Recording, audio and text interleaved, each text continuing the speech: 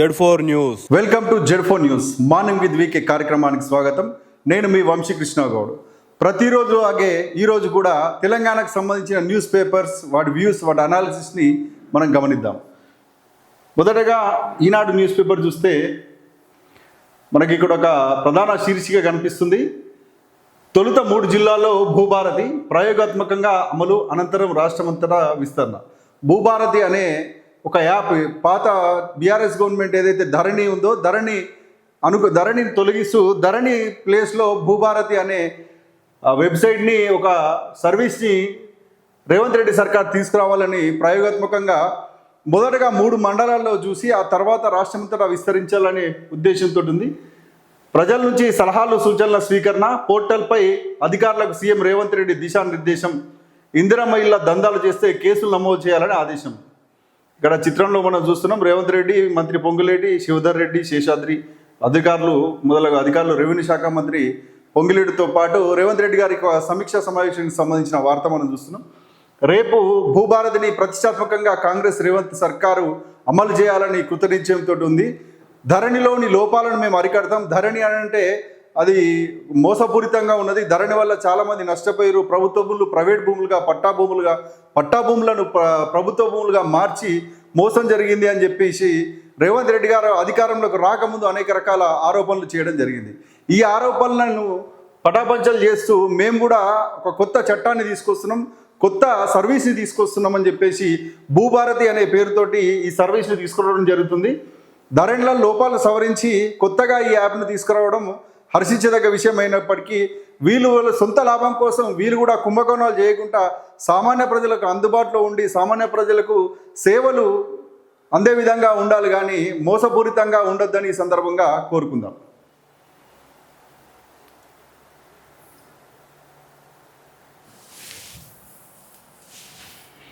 సర్కార్కే సన్నాలు, bonus లబ్ధితో ప్రభుత్వ కొనుగోలు కేంద్రాల్లోనే విక్రయం, అంచనాలకు మించి వస్తున్న సన్నధాన్యం ప్రైవేటు వ్యాపారులకు అమ్మేందుకు ఆసక్తి చూపని రైతులు.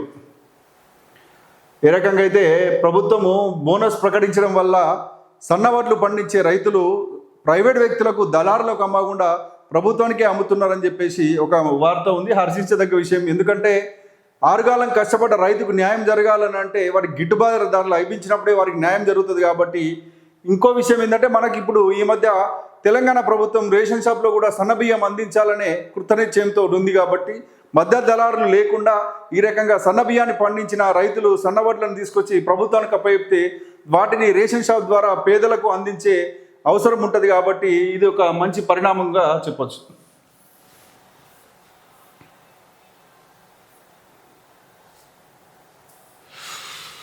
మొదట ఇదొక బ్యానర్ ఐటమ్ మనం చూస్తున్నాం. వీలు చేసుకొని 4 మాటలు, ఒంటరితనంతో పెరుగుతున్న అకాల మరణాలు, అందరితో గడపాలంటున్న వైద్య నిపుణులు. మనం చూస్తున్నాం అంటే ఉమ్మడి కుటుంబాలు తొలగిపోయినాయి. ప్రతి ఒక్కరి చేతిలో ఫోన్లే ఉన్నాయి. వారు 4 వ్యక్తులు కలిసి ఉన్నప్పటికీ 4 కలిసి ఒక మాటలు మాట్లాడుకోకుండా నలుగురు చేతిలో ఉన్న ఫోన్లను చూసుకునే పరిస్థితి నేడు దాపురించింది. నిజంగా కూడా మానవ సంబంధాలు దెబ్బతింటున్నాయి. టెక్నాలజీని మంచికి ఏ రకంగా ఉపయోగిస్తున్నామో అదే టెక్నాలజీకి చెడును కూడా అయ్యే విధంగా సెల్ ఫోన్ వచ్చి నుంచి మానవ సంబంధాలు దెబ్బతీసి ఉమ్మడి కుటుంబాలు దెబ్బతింటున్నాయి, మానవ సంబంధాలు దెబ్బతింటున్నాయి, అనుబంధాలు దెబ్బతింటున్నాయి అనే ఉద్దేశంతో ఇది ఒక వార్త మనం చూస్తున్నాం. ఇంట్లో ఉన్న, ఆఫీస్లో ఉన్న, బస్సులో ఉన్న, బంధువులతో ఉన్న మొబైల్లో తలదూర్చి ప్రపంచం ఒకటి ఉందని మర్చిపోయారా? చుట్టూ 100 మంది ఉన్న ఒంటరితనాన్ని ఆవాహన చేసుకుంటున్నారా? మీ వృత్తి వ్యాపారంలో పడి మానవ సంబంధాలను మర్చిపోయారా? దాని ఫలితం ఏంటో తెలుసా? అనారోగ్యం, అకాల మరణం. దీనికి ఒకటే ఔషధం, నలుగురితో హాయిగా కలవాలి, సంతోషంగా గడపాలని తేల్చి చెప్తున్నారు పరిశోధకులు. ఒక రీసెర్చ్ జరుగుతుంటుంది మానవ సంబంధాల మీద అంతర్జాతీయ స్థాయిలో. మన దేశంలో కూడా అసలు ఎలా ఉంది, ఒక మానవ సంబంధాలు ఎలా ఉన్నాయి, కుటుంబ సంబంధాలు ఎలా ఉన్నాయి అని చెప్పేసి మానవ జీవన ప్రమాణాలకు సంబంధించిన సూచీలు ఏ రకంగా ఉంది, ఆనంద సూచి అనేది ఒకటి ఉంటుంది ఐక్యరాజ్య సమితిది. ఆనంద సూచి ఎలా ఉంది, అక్కడ జనాలు ఆ ప్రదేశంలో, ఆ రాష్ట్రంలో, దేశంలో ఎంత ఆనందంగా ఉన్నారని చెప్పేసి కూడా ఒక ఇండెక్స్లు ఉంటాయి. ఆ ఇండెక్స్ల ఆధారంగా జరుగుతున్న పరిశోధనలకు అనుగుణంగా ఇది ఒక రీసెర్చ్ ఇక్కడ చూస్తున్నాం. సెల్ ఫోన్ వల్ల మీరు ప్రపంచానికి దూరంగా ఉంటే దానివల్ల మన శరీరానికి కూడా నష్టం జరుగుతుంది, మనం కూడా నష్టపోతున్నాం అని చెప్పేసి ఈ వార్త యొక్క సారాంశం. దానికి పర్యవసానం అకాల మరణాలు, అనారోగ్యాలు అయ్యే పరిస్థితి ఉంది. కాబట్టి సెల్ ఫోన్కి దూరంగా ఉండకుండా సరే కానీ మనుషులకు దగ్గరగా ఉండాలని కోరుకుందాం. ఇక్కడ ఇంకొక వార్త మనం చూస్తున్నాం. మరలిపోయిన వన ఋషి, పద్మశ్రీ గ్రహీతి వనజీవి రామయ్య గుండెపోటుతో కన్నుమూత. ఈయన ఫోటో మనం చూస్తున్నాం. వృక్షో రక్షతి రక్షిత అని చెప్పేసి ఈ వనజీవి రామయ్య గారు దేశంలోనే కాదు అంతర్జాతీయ స్థాయిలో గుర్తింపు పొందినటువంటి తెలంగాణకు సంబంధించిన ఒక ప్రముఖ సంఘ సంస్కర్త, సంఘజీవి అని చెప్పొచ్చు. వీళ్ళిద్దరు భార్యాభర్తలు తమ జీవితకాలం కూడా వాళ్ళు సైకిల్ మీద తిరుగుతూ మొక్కలను పెట్టుకొని ఎక్కడ ప్రదేశం, ఖాళీ ప్రదేశం కనిపిస్తే అక్కడ మొక్కలు నాటుతూ వాటి పెరిగితే వాటి ఎదుగుదలలోనే మా పిల్లల ఎదుగుదల అని చూస్తూ వాటి పసిపిల్లలా చూసుకొని వాటిని పెంచి పెద్ద చేసి వృక్షాలుగా మార్చిన చరిత్ర వీళ్ళకు ఉన్నది. తర్వాత గతంలోని సర్కారు వీళ్ళకు ఒక స్కూటీ ఇవ్వడం జరిగింది. ఆ స్కూటీ పైన కూడా వీరు పొద్దున్న లేస్తే ఉదయం నుంచి సాయంత్రం వరకు ఎక్కడ ఖాళీ ప్రదేశం కనిపించినా అక్కడ మొక్కలు నాటడమే కాదు, వాటిని సంరక్షించే విధంగా అక్కడ ఉన్న ప్రాంతంలో ఉన్నటువంటి జనాలను ఎడ్యుకేట్ చేసి పర్యావరణం అంటే ఏంది, మొక్కలను నాటడం వల్ల మనకు లాభం ఏంది, చెట్లు లేకపోవడం వల్ల ఆక్సిజన్ దొరకకపోవడం వల్ల జరిగే కాలుష్యం వల్ల మనకు జరిగే నష్టాలు ఏందని వివరిస్తూ వాళ్ళు జీవిత కాలం కృషి చేసినందుకు గాను కేంద్ర ప్రభుత్వం వీరికి పద్మశ్రీ అవార్డు కూడా ఇచ్చింది. నిజంగా అంత గొప్ప మనిషి జీవితకాలం కూడా ఒక కారణం కోసం, ఒక కాజ్ కోసం బతికినటువంటి ఇటువంటి గొప్ప వ్యక్తులు మన అందరికీ ఆదర్శంగా తీసుకొని వారి ఆశయాలను మనం కొనసాగించాలని అంటే మనం కూడా మన చుట్టూ పరిసర ప్రాంతాల్లో కూడా మొక్కలను నాటిని వాటిని సంరక్షించే పరిస్థితి ఉండాలని చెప్పేసి కోరుకుందాం. ఇది ఈనాడుకు సంబంధించి. నెక్స్ట్ సాక్షి పేపర్.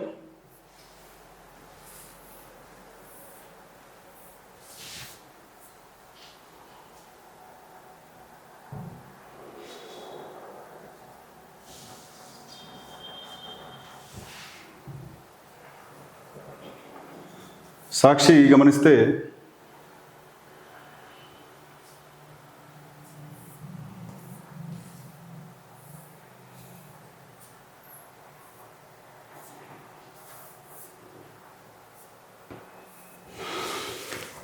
ఈవీఎంలను సులువుగా హ్యాక్ చేయొచ్చు అని చెప్పేసి అమెరికాకు సంబంధించి ఒక వార్త మనం చూస్తున్నాం. America national intelligence director Tulsi Gabbard, ఈమె భారత సంతతి వ్యక్తి, ఈమె వెల్లడించిన విషయం ఏంటంటే అమెరికా దేశాధ్యక్షుడు ట్రంప్ సమక్షంలో అమెరికాలో ఎన్నికల విధానం ఎలా జరుగుతుందని ఒక సమీక్ష సమావేశంలో ఈమె ఈ వ్యాఖ్యలు చేయడం గమనార్హం. మన భారతదేశం మొత్తంలో కూడా ఎలక్షన్ కమిషన్ ఎప్పుడు కూడా ఈ ఈవీఎంలతోటే ఎలక్షన్స్ జరిపి ప్రభుత్వాలు మారుతున్న పరిస్థితుల్లో ఇది ఒక వార్త, ఇంట్రెస్టింగ్ వార్తగా చెప్పవచ్చు. ఈవీఎంలను హ్యాక్ చేయగలుగుతామని చెప్పేసి అమెరికాకు సంబంధించిన ఇంటెలిజెన్స్ డైరెక్టర్ చెప్పడం జరిగింది. దేశాధ్యక్షుడు ట్రంప్ సమక్షంలో కేబినెట్ సమావేశంలో స్పష్టీకరణ. ఈవీఎం భద్రతా లోపాలకు సంబంధించి పలు ఆధారాలు సమర్పణ. బ్యాలెట్ ఆధారిత ఎన్నికల వల్లే ప్రజల్లో పెరగనున్న నమ్మకం. ఈవీఎంల భద్రతపై ఇటీవల ఇదే తరహా హెచ్చరిక చేసిన ఎలాన్ మస్క్. దేశవ్యాప్తంగా ఈవీఎంలపై చర్చ మొదలు. అమెరికాకు సంబంధించిన రాజకీయపరమైన ఈ వార్త భారతదేశంలో కూడా చర్చకు దారితీస్తుంది. ఎందుకంటే ప్రతిపక్షాలు, కాంగ్రెస్ పార్టీ ప్రతిపక్షాలు కూడా బీజేపీకి వ్యతిరేకంగా ఈవీఎంల వల్ల మీరు అధికారంలోకి వస్తున్నారు, ఈవీఎంలు ట్యాంపరింగ్ చేయడం వల్ల వస్తున్నారు అని ఒక అపవాదు, ఆరోపణలు జరుగుతున్న సందర్భంలో ఇదొక అంశం సంచలనాత్మకంగా మారింది.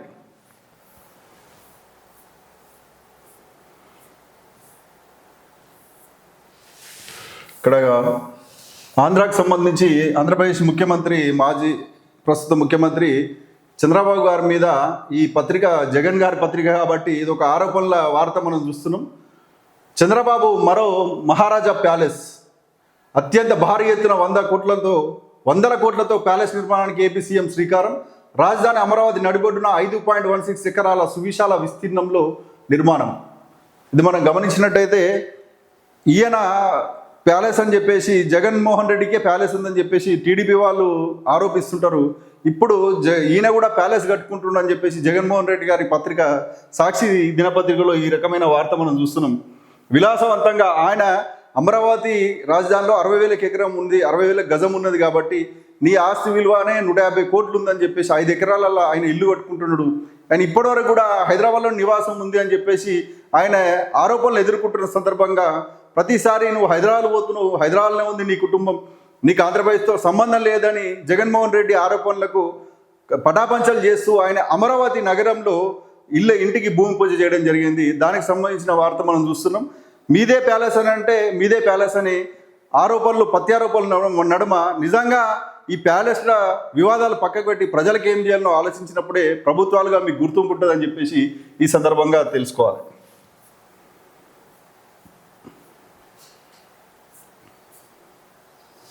నెక్స్ట్ నమస్తే తెలంగాణ దినపత్రిక.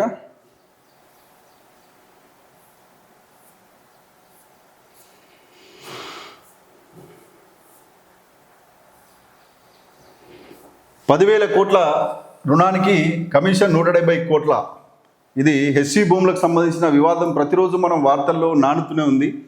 ఇది 10,000 కోట్ల రుణానికి కమిషన్ 170 కోట్లు తీసుకున్నారు. 10,000 కోట్లు ఎస్సీ భూములను తనఖా పెట్టేసి మీరు ఐసిఐసిఐ నుంచి రుణం తీసుకుంటే దానికి 170 కోట్ల కమిషన్ ఇవ్వడం జరిగిందని చెప్పేసి మన కేటీఆర్ గారు ఆరోపించడం జరిగింది. ఇక్కడ మనం చూసినట్టయితే సీఎం రేవంత్ బీజేపీ ఎంపీ కలిసి ఓ బ్రోకరేజ్ సంస్థకు ముడుపులు. ఆ ఎంపీ రేవంత్ దందాలను బయటపెడతాం. కాంగ్రెస్ సంచులు మోస్తే బీజేపీ చెప్పులు మోస్తున్నది. ఢిల్లీ పార్టీలతో తెలంగాణకు న్యాయం జరగదు. ఆర్ఆర్ ఫండ్ కలెక్ట్ చేస్తున్నామని విమర్శించిన మోడీ గొంతు ఇప్పుడు ఎందుకు మూగబోయింది? ఆర్ఆర్ ఫండ్ అంటే ఏంటంటే రేవంత్ రెడ్డి ట్యాక్స్ అనే ఆరోపణ కేటీఆర్ గారు చేస్తున్నారు. ఈ రాష్ట్రంలో ప్రతి పనిలో కూడా పర్సంటేజ్లు తీసుకుంటూ అందరిని ఇబ్బంది పెడితే రేవంత్ రెడ్డి ట్యాక్స్ ఇక్కడ నడుస్తుంది.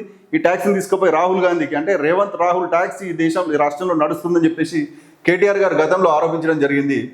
రేవంత్ అవినీతిపై విచారణకు ఎందుకు ఆదేశించడం లేదు అని చెప్పేసి మోడీ గారిని విమర్శిస్తున్నారు. మూసీలో 1,50,000 కోట్ల కుంభకోణం గురించి మంత్రి శ్రీధర్ బాబుకి ఏమైనా తెలుసా? రజతోత్సవ సభకు భారీగా జన సమీకరణ. ఇది కేటీఆర్ గారు కరీంనగర్లో బహిరంగ సభలో చేసినటువంటి వ్యాఖ్యలు మనం గమనిస్తే ఎస్సీ భూములకు సంబంధించిన వివాదం ప్రతిరోజు కూడా నానుతుంది. ఆ ఎంపీ ఎవరు, బీజేపీ ఎంపీ ఎవరు అనే విషయం త్వరలోనే తేలాలని మనం కోరుకుందాం. ఇక్కడ ఒక ముఖ్యమైన వార్త, రాష్ట్రపతికి గడువు. ఆంధ్రజ్యోతికి సంబంధించిన బ్యానర్ ఐటమ్ ఇది ఇవ్వడం జరిగింది. దేశంలోనే ఒక సంచలనాత్మకమైన విషయంగా అంటే రాజ్యాంగకు సంబంధించిన విషయంలో కావచ్చు, సుప్రీంకోర్టు తీర్పులకు సంబంధించిన విషయంలో కావచ్చు, ఇది ఒక సంచలనాత్మకమైన వార్తగా చెప్పవచ్చు. రాష్ట్రపతికి గడువు. గవర్నర్ పంపే బిల్లులపై 3 నెలల్లోగా నిర్ణయం తీసుకోవాలి సుప్రీంకోర్టు. దేశ చరిత్రలో తొలిసారి రాష్ట్రపతికి గడువు నిర్దేశించిన సర్వోన్నత న్యాయస్థానం. జాప్యమైతే కారణాలు రాష్ట్ర ప్రభుత్వాలకు తెలపాలి. గవర్నర్లకే కాదు రాష్ట్రపతికి కూడా సంపూర్ణ వీటో అధికారం ఎంత మాత్రం లేదు. బిల్లులో రాజ్యాంగ విరుద్ధ అంశాలు ఉన్నట్టుగా భావిస్తే సుప్రీంకు పంపి సలహా తీసుకోవాలి. శ్రీలంకలో ఇదే విధానం అమల్లో ఉంది. గడువులోగా రాష్ట్రపతి నిర్ణయం తీసుకోకపోతే రాష్ట్ర ప్రభుత్వాలు కోర్టును ఆశ్రయించవచ్చు. రాజ్యాంగపరమైన అంశాలు ఇమిడి ఉన్న బిల్లులపై ముందే కేంద్ర ప్రభుత్వాన్ని సంప్రదించాలి. కేంద్రం అడిగే ప్రశ్నలకు వేగంగా సమాధానాలు ఇచ్చి సూచనలు పరిగణలోకి తీసుకోవాలి. తమిళనాడు వర్సెస్ గవర్నర్ కేసులో సుప్రీంకోర్టు పూర్తి తీర్పు. దీని పూర్వాపరాలు మనం గమనించినట్లయితే 2021లో తమిళనాడు సీఎం స్టాలిన్కి సంబంధించి అక్కడ రవి అని చెప్పేసి ఆ గవర్నర్కు సంబంధించి వివాదాలు నడుస్తున్నాయి.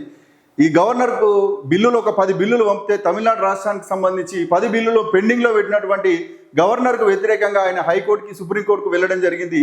దానికి అనుగుణంగా తమిళనాడు రాష్ట్రానికి అనుకూలంగా ఈ తీర్పు రావడం జరిగింది. ఇది ఒక రాజ్యాంగపరమైన విషయాల్లో ఇది ఒక సంచలనంగా చెప్పవచ్చు. గవర్నర్ బిల్లులను ఎన్ని రోజులు తొక్కిపెట్టి ఉంచవచ్చు అని చెప్పేసి మీరు చెప్తే అసలు మీకు ఆ అధికారం లేదు అని చెప్పేసి తీర్పు ఇస్తున్నారు. నిజంగా ఆ తీర్పులో ఏం చెప్పారు అని అంటే గవర్నర్కు పంపిన పెండింగ్లో ఉన్న బిల్లులను ఆమోదం పొందినట్టే అని చెప్పేసి సుప్రీంకోర్టు తీర్పు ఇచ్చింది.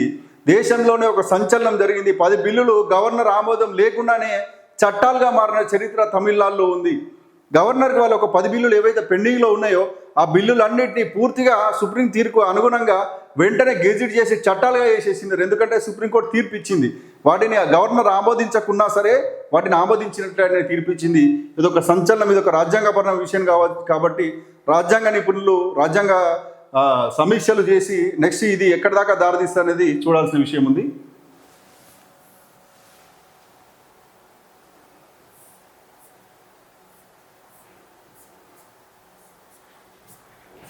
ఇది ఆంధ్రజ్యోతి. నెక్స్ట్ వెలుగు పేపర్ చూస్తే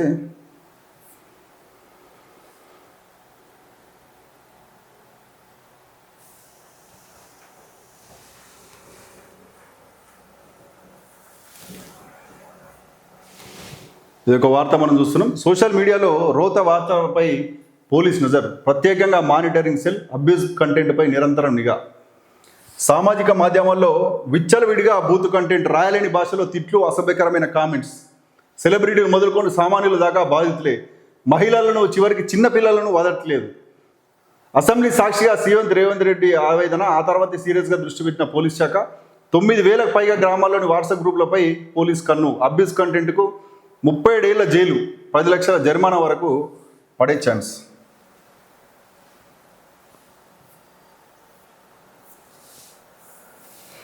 ఈ వార్త నిజంగా మనం గమనించినట్టయితే సోషల్ మీడియా అనేది రెండు వైపులా పదునున్నటువంటి కత్తి. ఒకవైపు మంచికి ఈ కత్తిని వాడుకుంటే రెండో వైపు చెడుకు కూడా వాడుకునే పరిస్థితి ఉంటుంది. కాబట్టి నేడు ప్రతి ఒక్కరు ఒకప్పుడు మీడియా అని అంటే వార్తాపత్రికల ద్వారా నిన్నటి వార్తను ఈరోజు చదివే పరిస్థితి ఉంటుండే. ఆ తర్వాత న్యూస్ ఛానల్స్ వచ్చేసినాయి. వెంటనే బ్రేకింగ్ల పేరుతో టీవీ కూడా కూర్చుని చూస్తే ఆ రకంగా వార్తలు మనకు తెలిసేటి. కానీ ఇప్పుడు ఆండ్రాయిడ్ యుగంలో యూట్యూబ్ అనే సంచలనం తయారైపోయినాక, యూట్యూబ్ ఎంటర్ అయినాక ఆండ్రాయిడ్ ఫోన్లు ప్రతి ఒక్కరి చేతులకు వస్తే ప్రతి ఒక్కరి చేతికి కూడా మీడియా అనేది చేతికి వచ్చేసింది. వెంటనే అప్డేటు ఏ క్షణంలో అంటే ఆ టైం మనకు దొరికిన సమయంలో చూసుకునే పరిస్థితి ఉన్నది. దీనివల్ల ఏమైతుందని అంటే ఒక మీడియా సంస్థకు ఒక నియంత్రణ ఉంటుంది, ఒక రిజిస్ట్రేషన్ ఉంటుంది, ఒక లైసెన్స్ ఉంటుంది, ప్రభుత్వం అనుమతులు ఉంటాయి. ఒక పత్రిక కావచ్చు, ఒక న్యూస్ ఛానల్ కావచ్చు, లేదంటే ఒక క్రెడిబిలిటీ ఉన్న యూట్యూబ్ ఛానల్ కావచ్చు, వాటికి కొన్ని పరిమితులకు లోబడి వారికి సెల్ఫ్ రిస్ట్రిక్షన్స్ కొంత ఉంటాయి. లేకున్నా వాళ్ళు తప్పులు చేసినప్పుడు ప్రభుత్వాలు వాటిని ప్రశ్నించే పరిస్థితి ఉంటుంది. కానీ సోషల్ మీడియాలో ఏమవుతుంది అని అంటే వాళ్ళు ఎక్కడనో దుబాయ్లో ఉంటాడు, ఎక్కడనో ఆఫ్రికాలో ఉంటాడు, ఏదో వేరే దేశాల్లో ఉండి ఇక్కడున్న వ్యక్తుల మీద దూషిస్తే వారికి చట్టాలు వర్తించలేని పరిస్థితి దాపురించింది.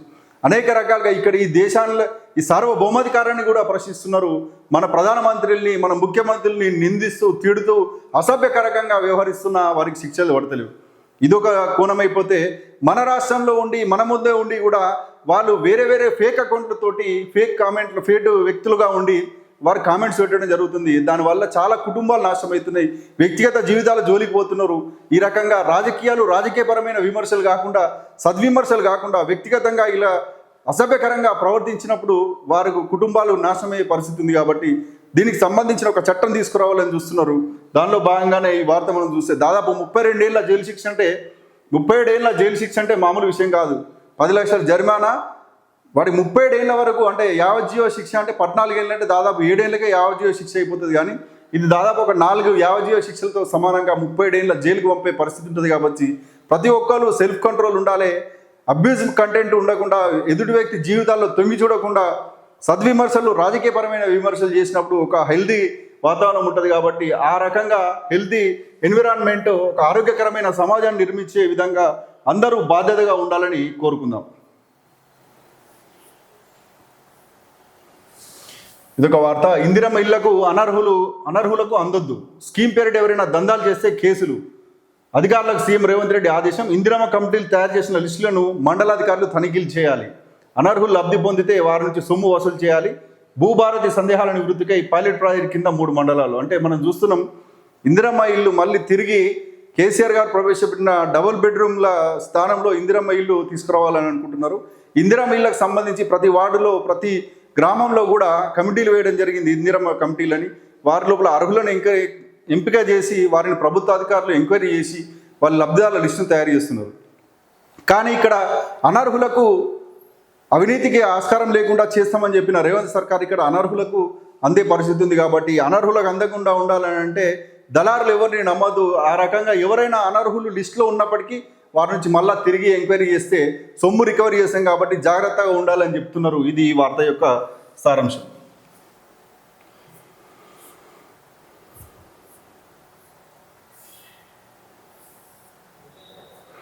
ఇది ఈనాడు అన్ని న్యూస్ పేపర్స్, తెలంగాణకు సంబంధించిన మెయిన్ న్యూస్ పేపర్స్, వాటి యొక్క వ్యూస్, వాటి అనాలిసిస్ని మీ ముందుంచే ప్రయత్నం చేసినాం. మళ్ళీ తిరిగి రేపటి మార్నింగ్ విత్ వీకే కార్యక్రమంలో మళ్ళీ కలుసుకుందాం. అంతవరకు సెలవు. Signing off.